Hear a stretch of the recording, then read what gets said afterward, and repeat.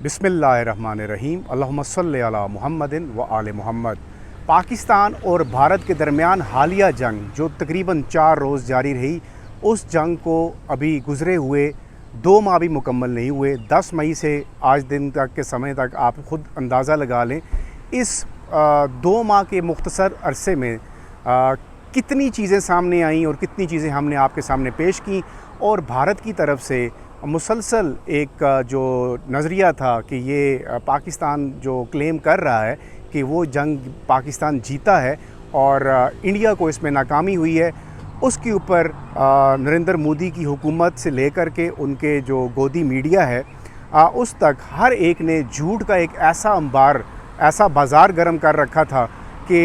लगता ऐसे था कि वो दिन को रात और रात को दिन बनाने में मसरूफ़ हैं। लेकिन वो एक कहावत है कि झूठ के पाँव नहीं होते और झूठ ज़्यादा देर तक झूठ नहीं रहता, सच्चाई एक दिन मंजर आम पर आती है। अनिल चौहान साहब जो इंडिया के डिफेंस के ओहदेदार हैं, उन्होंने पहले ये क्लेम मान लिया कि भारत को नुकसान हुआ। जब उनसे ये सिंगापुर में सवाल पूछा गया था कि आपके कितने राफेल तैयारे मार गिराए गए हैं, तो उन्होंने कहा कितनों के बजाय ये अगर कह लें कि मार गिराए गए हैं तो उस पर मैं इत्तफ़ाक़ करता हूँ। और इस चीज़ को लेकर के फिर इंडिया में बहुत चर्चा हुई। अभी ये पहला एडमिशन था, पहला एतराफ़ था जो किसी सेना की तरफ से एक बड़े ऑफिसर ने भारत के अंदर इस बात को माना कि वो जो झूठ का एक बाज़ार जो नरेंद्र मोदी और उसकी गवर्नमेंट और फिर उसका मीडिया जो लोगों के सामने इंडियन जनता को बेवकूफ़ बनाने के लिए आए रोज़ पेश करता रहा, उसको एक्सपोज़ कर दिया गया अनिल चौहान साहब की तरफ से। अभी अनिल चौहान साहब का स्टेटमेंट ज़्यादा अरसा नहीं वो गुज़रा हुआ और अब एक इंडियन मिलिट्री अटैची हैं कैप्टन शिव कुमार, उनकी एक स्टेटमेंट आई है जिसमें वो ये बरमला ऑन कैमरा ये बात कह रहे हैं कि उनके जो सेना है जो उसके हाथ बंधे हुए थे और जो भारतीय हुकूमत है उसकी वजह से अगर जो नाकामी का सामना करना पड़ा है इंडियन मिलिट्री को, तो उसकी बुनियादी वजह ये थी कि ऑपरेशन संदूर को एज़ इट इज़ नहीं करने दिया गया जिस तरह इंडियन मिलिट्री ने प्लान किया हुआ था। इस स्टेटमेंट ने इंडिया के अंदर आग लगा दी है और हर तरफ ये सवाल पूछा जा रहा है कि नरेंद्र मोदी साहब, जो आप 2 महीनों से अपनी जनता को बेवकूफ़ बनाने में मसरूफ़ हैं और उनको ये हर पब्लिक रैली में आप ये बात कर रहे हैं कि हमने आतंकवादों के ऊपर जो टेररिस्ट हाइड आउट्स थे उनके ऊपर हमला करने के लिए सेना को खुली छूट दे रखी है, लेकिन जो आपके सर्विंग जो नेवी के ऑफिसर हैं जिनका मैंने अभी ज़िक्र किया है कैप्टन शिव कुमार, वो इंडोनेशिया के अंदर एक सेमिनार है, 10 जून को ये सेमिनार हुआ और ऑन कैमरा वो ये बात एडमिट कर रहे हैं कि इंडियन फोर्सेस को जो भी नाकामियों का सामना करना पड़ा उसकी बुनियादी वजह ये थी कि जो इस वक्त की गवर्नमेंट थी उसने जो सेना के हाथ यानी फ़ौज के हाथ बांध रखे थे, जिसकी वजह से पाकिस्तान ने इंडिया की फोर्सेस को नुकसान पहुंचाया। और वो ये कहते हैं कि अगर ये आप YouTube पे किसी भी जगह पे जाकर ये स्टेटमेंट सुन लें, उसको आपको सुनाने की ज़रूरत नहीं है। अब तो ये अखबारात की ज़ीनत भी बन चुकी है और ये वायरल हो चुकी है सोशल मीडिया पे और YouTube पे, हर जगह पे। तो वो आप जाके ख़ुद सुन लें उनके अल्फाज क्या थे। अब वो मैं एग्जैक्टली कोट भी कर देता हूँ कि वो क्या कह रहे थे। ये जो डिफेंस अटैची हैं, इंडियन नेवी से इनका ताल्लुक़ है, शिव कुमार कहते हैं कि भारतीय फ़िज़ाइया ने पाकिस्तान और पाकिस्तान के ज़ेर इंतज़ाम कश्मीर में दहशतगर्दी के ठिकानों पर ऑपरेशन संदूर के तहत हमले किए, जिसके बाद इसके कुछ तैयारे तबाह हुए। ये इन्वर्टेड कामाज में हैं, कुछ तैयारे। एडमिशन नंबर 2 आ गया है, यानी पहले आपके सीनियर एक ऑफिसर ने ये बात मानी कि आपके कुछ तैयारे तबाह हुए हैं और अब आपके ये दूसरे नेवी ऑफिसर हैं जिन्होंने ये बात आपकी मान ली कि उनके तैयारे तबाह हुए। कैप्टन शिव कुमार मज़ीद कहते हैं कि भारतीय फोर्सेस को पहले हमले में पाकिस्तानी इंफ्रास्ट्रक्चर या फ़िज़ाई डिफेंस सिस्टम को निशाना ना बनाने की हिदायत की गई थी। ये बड़ी सीरियस एलिगेशन है। एलिगेशन तो नहीं है, ये जो उनकी स्टेटमेंट है ये वो है। वो ये कह रहे हैं कि जो इंडियन फ़ौज थी उसको हुकूमत जो गवर्नमेंट है इस वक्त इंडिया की, उसकी तरफ से जो इंफ्रास्ट्रक्चर था डिफेंस का जो सिस्टम है उसको निशाना ना बनाने की हिदायत की गई थी। नरेंद्र मोदी साहब कहते हैं अपनी स्टेटमेंट्स के ऊपर, हमने फ़ौज को खुली छुट्टी दे रखी थी कि वो जहाँ दिल करे जाकर अटैक करें और पाकिस्तान को मिट्टी में तब्दील कर दें। ये उनकी ऑन रिकॉर्ड उनकी स्पीचेस जगह जगह पे आपको मिल जाएंगी, जो बार वो रैलियों में भी करते रहे हैं और अपनी जनता को बेवकूफ़ बनाने के लिए हर फोरम के ऊपर वो बात करते रहे। फिर उन्होंने जब ये पूछा गया कि भारतीय फ़िज़ाइया के जो लड़ाका तैयारे हैं जो इतने भारी हैं, जिनकी जो कीमतें हैं और वो 1500 करोड़ से लेकर 200 करोड़ रुपए हैं, वो इतने लेटेस्ट तैयारे जो हैं वो कैसे पाकिस्तान ने मार गिराए। तो उसके जवाब में ये कहते हैं कि भारतीय फ़िज़ाइया के जो लड़ाका तैयारे क्यों ज़ाया हुए, सिर्फ सियासी क़यादत की जानिब से फ़ौजी तनसीबात जो मिलिट्री इंस्टॉलेशंस थी या उनके फ़िज़ाई दिफाई निज़ाम पर,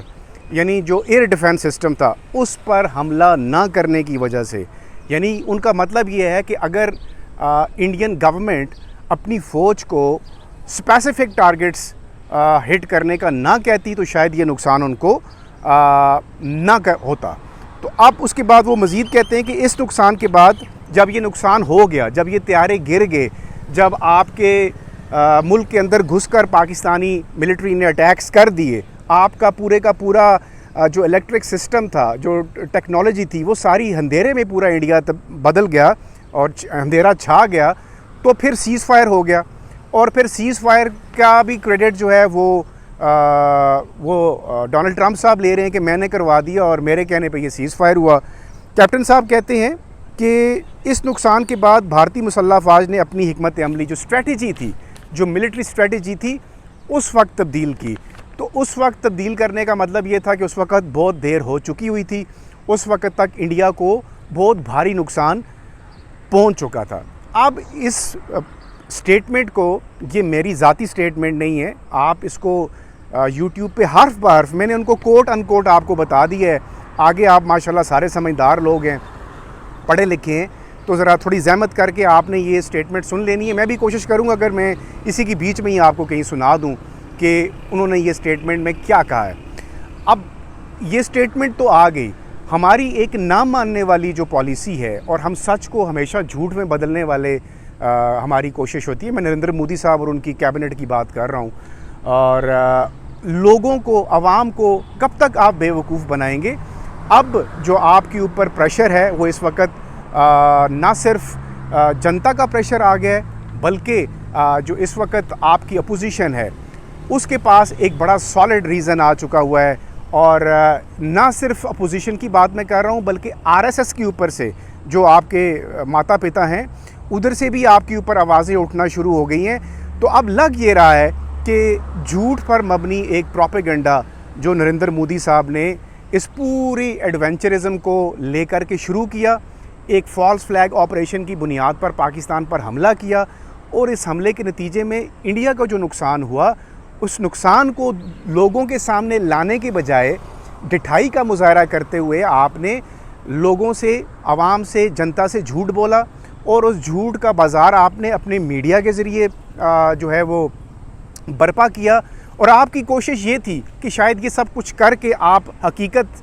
से आंखें चुरा लेंगे और आप लोगों को ये सपने दिखाएंगे कि आपने पाकिस्तान की मिट्टी पलीत कर दी है और आपने पाकिस्तान का सत्यानाश कर दिया है। हालांकि सत्यानाश इसमें आपने इंडिया का करा दिया है। अब ये ढकी छुपी बात नहीं रही, आपके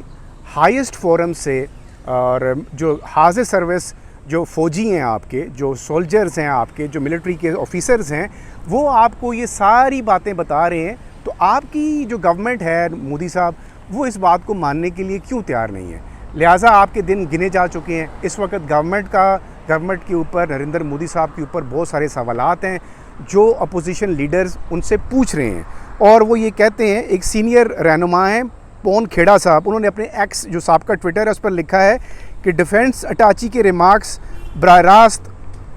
फ़र्द जुर्म हैं, नरेंद्र मोदी के ऊपर फ़र्द जुर्म है। यानी ये चार्जशीट है नरेंद्र मोदी साहब को उनके ओहदे से हटाने के लिए। और फिर उन्होंने कहा कि उन्हें मालूम है कि उन्हें कौमी सलामती को ख़तरे में डाला है और कांग्रेस की पार्टी जो है वो ये बारहा ये बात कर रही है कि ये ऐसे इंकशाफात उनके पास मौजूद है नरेंद्र मोदी साहब को लेकर के, जब वो भारतीय जनता के सामने लाएंगे तो फिर नरेंद्र मोदी साहब को सर छुपाने की कोई जगह नहीं मिलेगी। तो आप इससे अंदाज़ा लगा लें कि जो इस वक्त इंडिया के अंदर इन सारी चीज़ों को लेकर के जब आप कोई एनालिसिस करते हैं कि नरेंद्र मोदी साहब ने अगर ऐसा किया तो क्यों किया, तो उसकी बुनियादी वजह मैं आपको शॉर्टली बता देता हूँ। बेसिकली अपनी धौंस और धमकी, और जो हमेशा नरेंद्र मोदी का एक खासा रहा है, इनका एक परंपरा रही है, इनका एक ट्रेंड है कि इलेक्शन जब भी किसी भी स्टेट में आते हैं इंडिया में, तो वो इलेक्शन से पहले एक पॉलिटिकल स्टंट करते हैं और उनको लिए आसान टारगेट है कि वो पाकिस्तान के ऊपर कोई इल्ज़ाम लगाएं और इस इल्ज़ाम की आड़ में फिर वो पाकिस्तान के ऊपर एक सर्जिकल स्ट्राइक करें, और स्ट्राइक करने के बाद वो ये कहें कि उन्होंने कामयाबी हासिल कर ली है। लेकिन इस दफ़ा उनका ये जो सपना था वो चकनाचूर हो गया है, और इंडिया के अंदर से बहुत सारी आवाज़ें जो हैं वो आ रही हैं, और लोग उनको किसी भी तरह से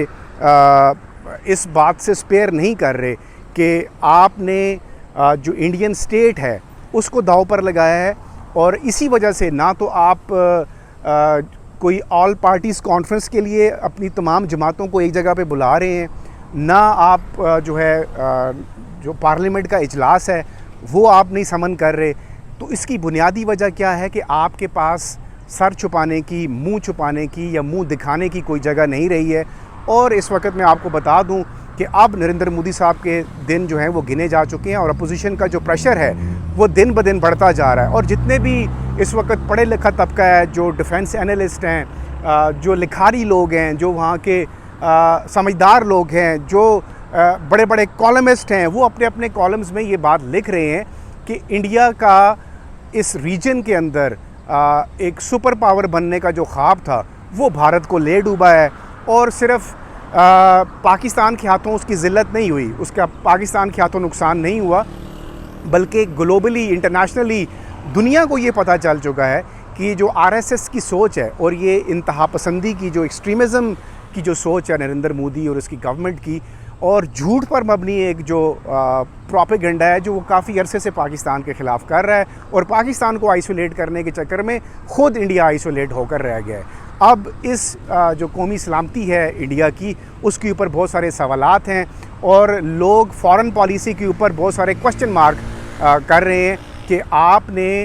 इंडिया की फ़ॉरेन पॉलिसी को किसकी फ़ॉरेन पॉलिसी बना दिया, और आखिर आप रीजन के अंदर अपनी जो एक बदमाशी है उसको धौंस और धमकी के ज़रिए इम्प्लीमेंट करने के चक्कर में आपने अपने मुल्क की बदनामी करा दी है। और आइंदा आने वाले दिनों में अब जब वो 400 सीटों का क्लेम करते हैं नरेंद्र मोदी साहब, जो भी पकड़ धकड़ करके उन्होंने अपनी गवर्नमेंट बचाई हुई है, तो लगता ये है कि अपोजिशन स्ट्रांग होती हुई नज़र आ रही है। और कांग्रेस की जो पोजीशन है, अगर यही वाले जो 200 सीटों में से कुछ सीटें अगर उस तरफ चली जाती हैं, तो आइंदा आने वाले दिनों में नरेंद्र मोदी साहब की हुकूमत जाती हुई दिखा रही है। और ये मैं नहीं कह रहा, जितने भी वहाँ पर एनालिस्ट, बड़े बड़े तज्ज़ियाकार हैं, वो ये बात कर रहे हैं कि अब इन ये जो हक़ाइक़ से जो पर्दे उठाए हैं इंडियन फोर्सेस के आला अफसरान ने, उसके बाद अब शायद गुंजाइश बचती हुई दिखाई नहीं दे रही, और नरेंद्र मोदी की हुकूमत के दिन गिने जा चुके हैं।